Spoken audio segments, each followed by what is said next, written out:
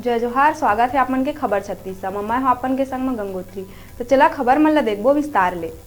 बलौदाबाजार जिला के पलारी के वडगन में होए वाला मनवा कुर्मी छत्री समाज के 75वां राज्याधिवेशन में मुख्यमंत्री भूपेश बघेल शामिल हुई, जेमा हजारों की संख्या में उपस्थित जम्मो लोगन मन ला संबोधित करत हुए अपन कार्यकाल 2 साल में होए वाला विकास कार्य के बारे में लोगन मन ला बताई। कार्यक्रम में मुख्यमंत्री सहित क्षेत्रीय विधायक और संसदीय सचिव शकुंतला साहू सहित कई कांग्रेस के नेता और कार्यकर्ता मन शामिल रहे। और समाज के लोग आमंत्रित करते हैं, उसमें जाते हैं। सामाजिक हमारा संगठन हमारे छत्तीसगढ़ में सभी समाजों का बहुत ही मजबूत है और समाज की बातों को सब लोग मानते भी हैं।